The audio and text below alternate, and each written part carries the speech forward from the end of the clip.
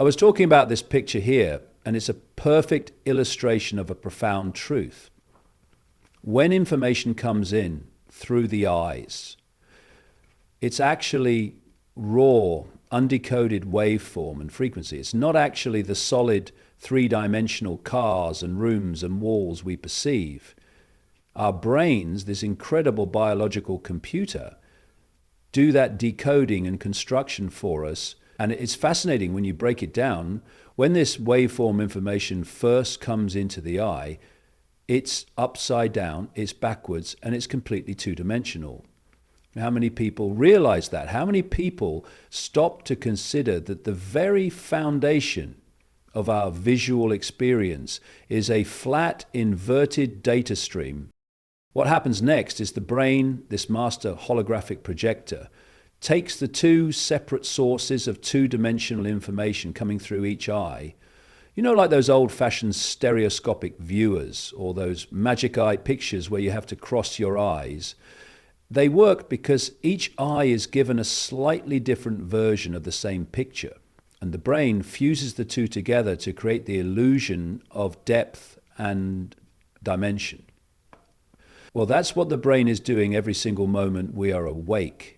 It is constructing a holographic simulation that we then mistake for solid reality.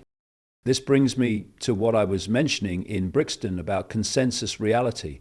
It's not just our individual minds that are creating our personal reality, although we certainly give it a unique spin through the filter of our beliefs and perceptions, which then manifest the reality we think we're experiencing.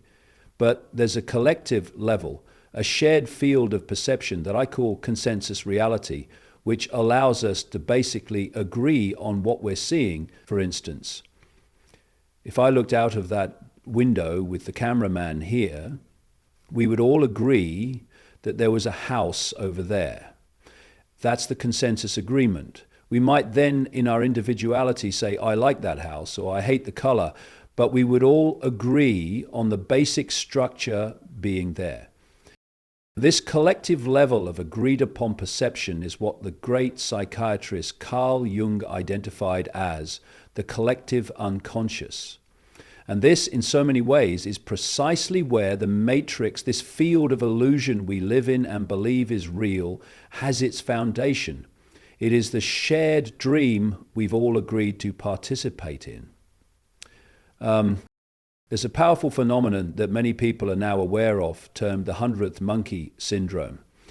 Researchers found that once a critical number, and it's only a relatively small few, of a monkey species on one island learned a new skill, like washing sweet potatoes, suddenly and inexplicably, monkeys on other islands with no physical contact began spontaneously doing the same thing.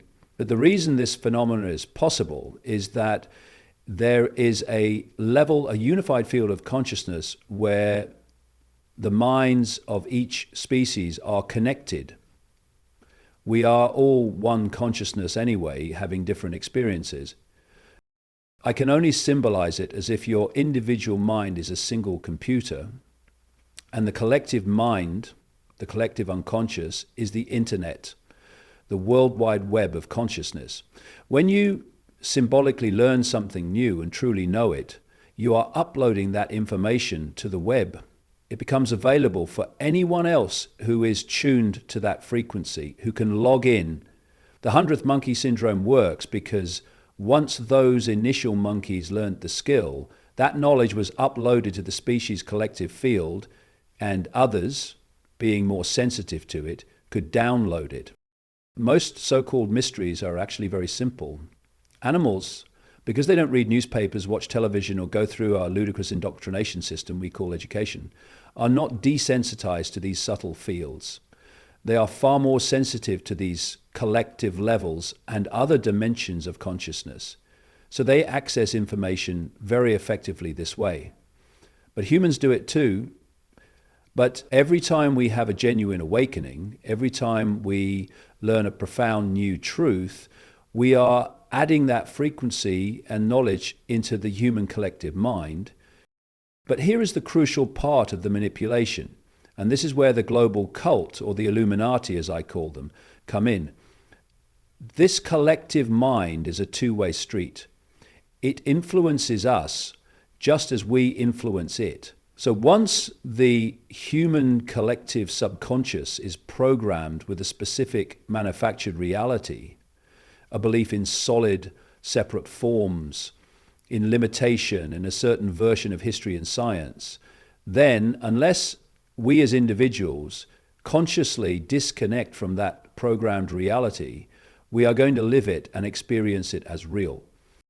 This is the major level of the conspiracy. The Illuminati, through their bloodline networks, wish to program and indoctrinate the human collective unconscious mind with a manufactured 5-sense reality, which will then be perceived as the only reality by the entire population. They are hacking the shared simulation. So if we look at this picture again, what is happening is this. Once the subconscious, and this is the key level, the gateway, whether it's the collective or individual subconscious, accepts a reality through repeated thought forms and sensory reinforcement, the conscious mind then observes those subconscious thought fields and, like I described with the eyes and brain, turns them into the three-dimensional holographic illusions that we take to be solid and real. Therefore, if you can control the information and beliefs that program the subconscious reality, you can literally create and manipulate what the human conscious mind believes is real. And that is what this global cult is doing all the time through education, media, and all forms of programming. Now, in terms of miracles, what are they? Where people do things that are inexplicable to the consensus. In my book, Tales from the Time Loop, I give many examples. People in laboratory conditions putting swords all the way through their bodies with no injury. People walking on fire, or even more incredibly, across molten volcanic lava with no burning. What is happening here? It is a conscious withdrawal from the consensus reality. It is a disconnection from the programmed belief in the human collective mind. If you accept as your core subconscious reality that your body is solid and that fire burns, then your mind will create that reality and you will be burned. But if you can disconnect your sense of I from that consensus belief, if you can truly know at a fundamental level that fire is just energy, an illusion of the mind, then you can interact with it without the ill effects, because that outcome is not part of your reality. It's a more advanced version of that story I told in Brixham about the hypnotist who made the man unable to see his own daughter. He simply edited her out of his movie. Well, if getting burned by lava is not in your movie, it cannot affect you. There was a lady I met years ago who allowed people to use a room for deep meditation. She told me of one man who meditated for so long that when she checked on him, she dropped her teacup in shock because the lower half of his body had disappeared. Only the top half was visible. Why? Because he had gone so deep into another state of awareness, another reality, that his body was beginning to follow his mind into that frequency. His molecular structure was responding to his consciousness. This is what it's all about. So there are no true limitations. The only limitations are those that we and the collective accept and impose upon ourselves. As Einstein said, reality is an illusion, albeit a persistent one.